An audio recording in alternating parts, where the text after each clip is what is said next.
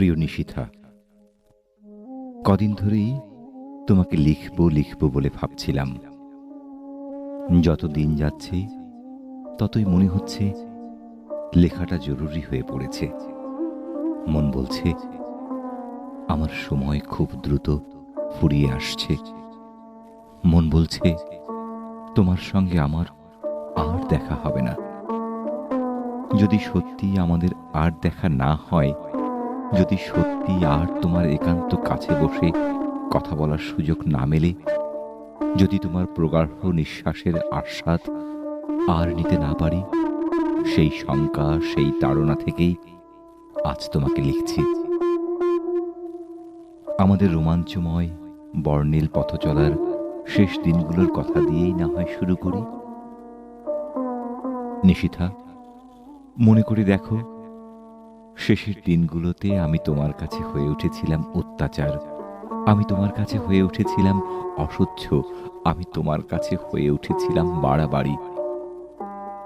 শব্দগুলো তুমি আওড়াতে আওড়াতে মাঝে সাজেই। এটাও বিলক্ষণ বুঝতাম তুমি এগুলো মন থেকে বলছো না, যে কারণে এসব শব্দের শাব্দিক অর্থ গায়েও মাখতাম না। আমি বরং খুশি হতাম তোমার এসব আদুরে বিশেষণে। অনেক অনুরোধ, অনেক উপরোধের পর তোমার দেখা মিলত। তুমি আসতে আমার নিবিড় দৃষ্টিসীমার কেন্দ্রভাগে। রামায়ণ যুগে দীর্ঘ তপস্যার পর ধ্যানমগ্ন ভক্তের সামনে স্বর্গের দেবী নেমে এসে দাঁড়াতো যেভাবে, তুমিও সেভাবেই আসতে। তুমি আসতে আমার হাত ছোঁয়া নৈকট্যে। তবে সে কেবলই হাতে গোনা কয়েকটি মুহূর্তের জন্য। তুমি তাতেই অধীর হয়ে উঠতে। আমি তোমাকে কোনোভাবেই ছাড়তে দিতে চাইতাম না।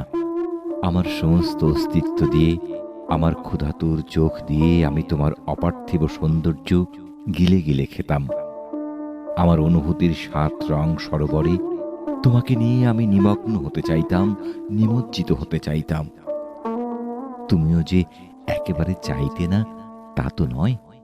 অবশ্য আপন যোগ্যতায় তুমি তোমার নিজেকে বেশ সামলে নিতে পারতে। সেখানটায় আমি বারবার তোমার কাছে পরাস্ত হতাম, হেরে যেতাম। আমার পূজা পর্ব শেষ হবার আগেই তুমি ফের স্বর্গে ফিরে যেতে ব্যস্ত হয়ে উঠতে। তুমি ফিরে যেতে চাইতে তোমার ফেলে আসা আবাসে। তুমি প্রায়শই বলতে, পাগলামি ছাড়ো।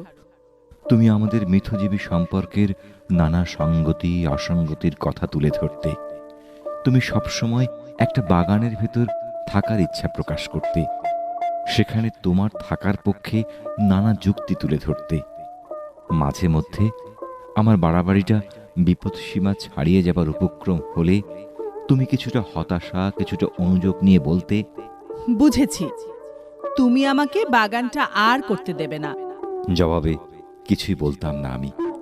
কারণ যাকে তুমি বাগান বলে নিজের সমস্ত ধ্যান, জ্ঞান, শ্রম ঢেলে দিয়ে পরিচর্যা করতে চাইতে, আমার কাছে সেটাকে কখনো আদর্শ বাগান বলে মনেই হয়নি। যা কিছু সাধারণ, যা কিছু অন্য 10 জন একইভাবে করে, সে জিনিসে বরাবরই আগ্রহ আমার কম। সে কারণে তোমার কোনো কথাই কানে তুলতাম না। সে কারণেই ঠিক তোমার বিপরীতে অবস্থান করতাম। এও সত্য যে আমি সেই বাগানের জোরালো বিরোধিতাও করিনি কখনো, বরং তোমার ইচ্ছাকেই অগ্রাধিকার দিয়েছি। বৃত্তের বাইরেও যে বৃত্ত থাকতে পারে, সৌরমণ্ডলের বাইরে যে আরও সৌরমণ্ডল থাকতে পারে, তাদের মধ্যে যে আন্তঃসম্পর্ক থাকতে পারে, তোমাকে সে কথাটাই বোঝাতে চাইতাম বারবার। আমার যুক্তিও একেবারে ফেলে দেওয়ার মতো হতো না। সত্যি বলতে, যুক্তিতে তুমি সব সময়ই হার মানতে।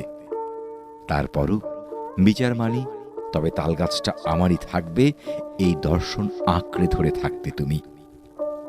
চিন্তার জগতের যে পরিসীমায় তুমি অবস্থান করতে, সেখান থেকে কেবল পাহাড়ের পাদদেশে ঝর্ণার উৎসমূল দেখা যায়।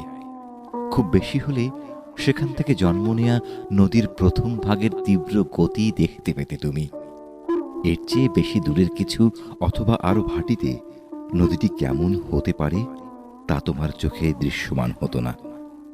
তাই তুমি নদীর বিভাজনে বিশ্বাস করতে না, অথচ বটগাছের মতো ডালপালা ছড়িয়ে অ্যামাজন যেখানে অনেক ভাগে ভাগ হলো, সেখান থেকে আমার দৃষ্টির যাত্রা শুরু হতো। সে কারণেই আমি বিভাজনে প্রকৃতি বিরুদ্ধ কিছু দেখতাম না, এখনো দেখি না। ঘুড়ি উড়াতে তুমি পছন্দ করতে খুব, তবে নাটাই থেকে সুতা ছাড়তে তোমার কার্পণ্য খুব সহজেই আমার চোখে পড়ত। ঘুড়িটা একটু মেঘ ছুঁয়ে আসুক, আরো একটু আকাশ ছুঁয়ে আসুক, সেটা তুমি চাইতে না। সুতাটা সে পর্যন্ত ছাড়তেই দিতে না। দূরতম আকাশে চিলের ওড়াউড়ি যে সুতোয় বাঁধা ঘুড়ির সীমাবদ্ধ উড়ালের চেয়ে আরো অনেক বেশি উপভোগ্য, সেটা তুমি মানতে চাইতে না। আমি মুক্ত আলবাট্রাসের ডানা মেলাতেই বেশি স্বাচ্ছন্দ্য বোধ করতাম। একটা ভয়, একটা সংকোচ, একটা দ্বিধা তোমাকে চারপাশ থেকে সবসময় রেশমের গুটির মতো পেঁচিয়ে ধরত। আমি তোমাকে কোকুন ছেড়ে বেরিয়ে আসা প্রজাপতির পাখা মেলার গল্প শোনাতাম। সবকিছু শুনে, সবকিছু বুঝেও তুমি নিরুত্তাপ শিলাখণ্ডের মতো স্থবির হয়ে থাকতে। তোমার ভাবনার আকাশে প্রজাপতি ডানা মেলতে পারত না।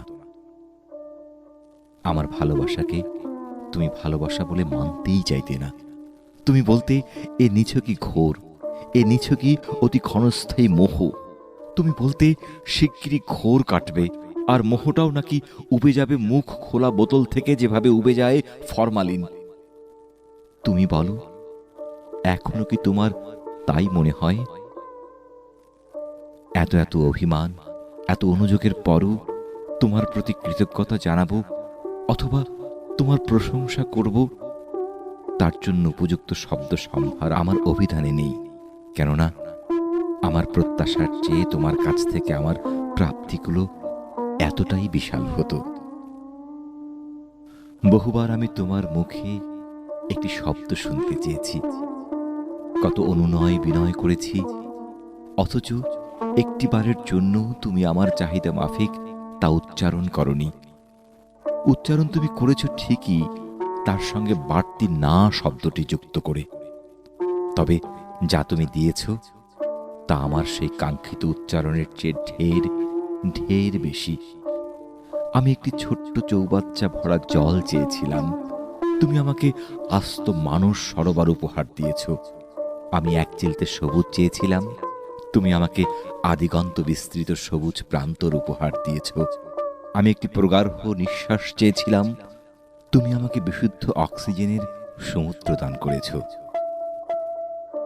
তোমাকে আগেও বলেছি, এখনো বলছি, জীবনের নানা ঘাত প্রতিঘাতে আমি প্রায় হারিয়ে যেতে বসেছিলাম, নিশ্চিহ্ন হয়ে যেতে বসেছিলাম। তুমি আমাকে দ্বিতীয় জীবন দিয়েছ। এই বয়সেও অনূর্ধ্ব 22 বছরের তরুণের মতো সবকিছু দাবড়িয়ে বেড়াচ্ছিলাম যে শক্তির বলে, সে তোমারই দান। ভুলে গিয়েছিলাম যে আমিও মধ্যাহ্ন পার করেছি। করোনা মহামারীর এই ক্রান্তিতে তোমার থেকে আমার দুঃসহ বিচ্ছিন্নতা আমাকে ভীষণ রকম অসহায় করে তুলেছে, ভয়ানক দমবদ্ধ করে তুলেছে। গোটা পৃথিবী জুড়ে আজ মৃত্যুর মিছিল চলছে। বলা তো যায় না সেই মিছিলে সামিল হতে পারি আমিও।